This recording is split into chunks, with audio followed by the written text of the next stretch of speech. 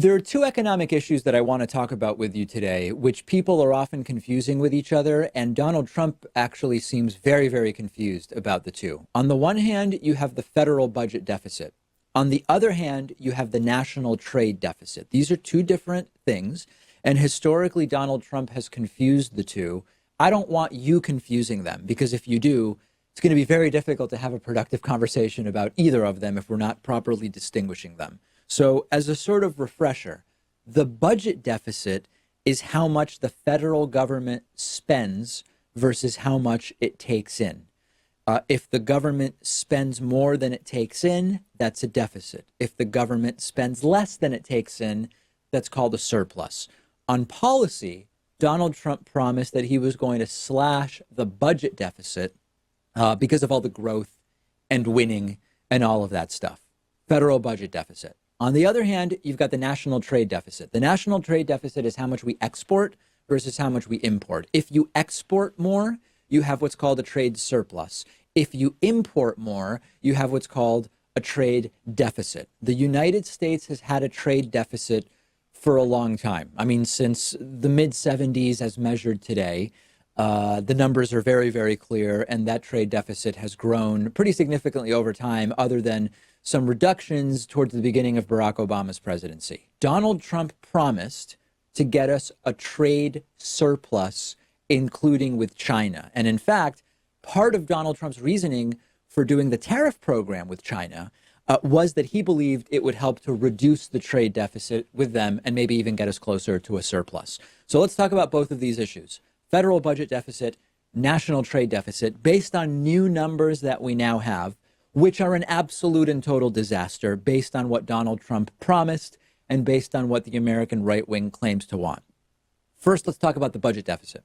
The budget deficit has grown 77% in the first 4 months of fiscal year 2019 compared to a period a year ago, which was already bigger in 2018 than in 2017. A year ago, the first 4 months had a deficit of $176 billion. In the first 4 months of fiscal year 2019, that has grown from 176 billion to $310 billion of deficit. Why has this happened? I've mentioned this before. Tax cuts for the rich combined with spending increases building on already existing deficits just makes the deficit bigger rather than smaller. Now, if you want to argue with me that, hey, David, the deficit doesn't matter, or the deficit only sometimes matters depending on why we are deficit spending, I'm actually with you. That's a great discussion to have. It's a discussion that I wish Republicans were having, honestly, since decades ago when they became focused on the deficit and became deficit hawks. But that's not what Trump thinks, and it's not what Republicans believe. They are hypocrites. Trump made promises. The promise was to cut the deficit, and the opposite has happened. It has absolutely exploded. Now, you could also make the argument that the raw numbers, like the total number of deficit dollars, isn't important because if the country keeps growing and the economy keeps growing, you have to adjust the deficit to account for that as a percentage of the GDP. But the GDP adjusted deficits are still deficits, and Trump promised a surplus, so the guy's still a hypocrite and a liar. That's the budget deficit, okay?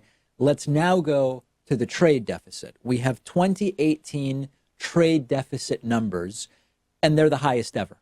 $891 billion in merchandise trade deficit and $621 billion in services trade deficit. Adjusting that for inflation and economic growth, that is a new record trade deficit. I was thinking, finally, Donald Trump can claim to have a bigger one than Barack Obama and be telling the truth. Usually when he says that, it's actually a lie.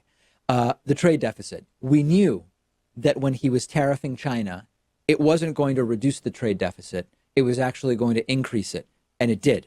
We knew that when he was talking about the renegotiations of NAFTA and other trade agreements, that the entire way Trump was conceiving of it, or more accurately said, misconceiving of it, was not going to reduce the trade deficit. It was going to increase it, and that's exactly what we are seeing. So when we talk about this, Pat, I'm trying to be clear, and I hope I'm being clear. I hope I'm succeeding at being clear.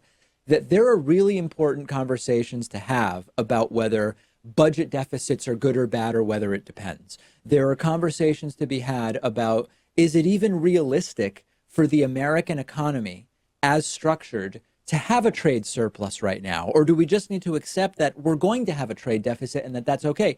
That's all reasonable. That's not what I'm talking about here. What I'm talking about here is the completely unrealistic promises made by Donald Trump, which he has failed to keep. And if Trump had done nothing, these numbers would be a lot better. And I think it just has to do with the fact that priorities have shifted. Republicans claimed that they were all for lowering the deficit in the past. And it sounds like now they're more interested in passing tax cuts. They're more interested in raising military spending. So their priorities have shifted. And when it comes to the trade deficit, I think Trump prioritizes looking strong and alpha and renegotiating trade deals over lowering the trade deficit. If he changed his priorities, maybe these numbers would shift. I would actually argue that it's not that their priorities have actually shifted. It's that when they claim their priority is reducing the deficit, it's just not genuine. I think that their priorities have actually stayed the same, and it's that they lie when they say we absolutely must reduce the deficit.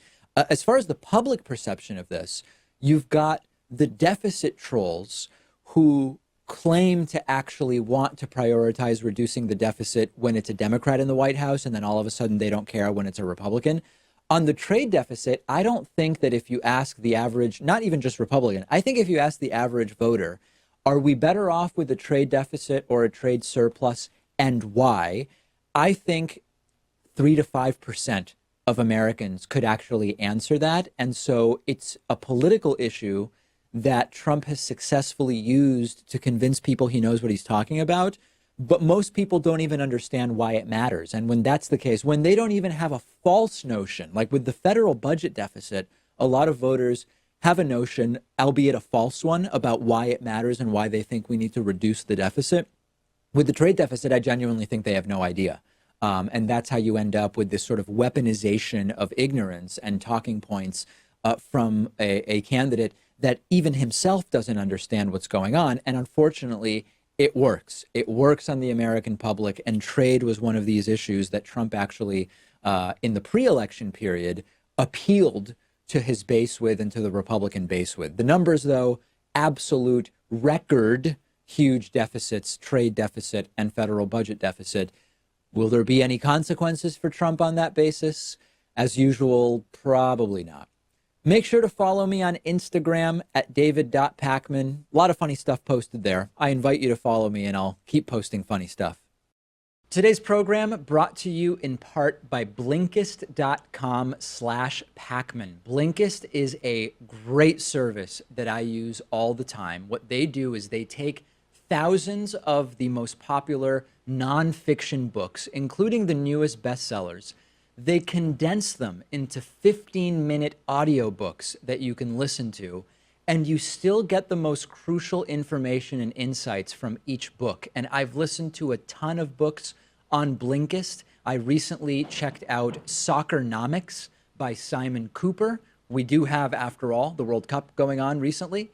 We also have been talking about BS Jobs, and there is a great new book, BS Jobs by David Graeber, which I listen to on Blinkist. They're constantly adding new books to the platform. You will never run out of fascinating and critically acclaimed books to enjoy. And our audience can get a 7-day free trial by going to Blinkist.com/Pakman. If you're watching on YouTube, I'm putting a link in the video description. And after the free trial, if you like it, you can continue enjoying thousands of condensed audiobooks for about $5 a month. That's BLINKIST.com/PAKMAN.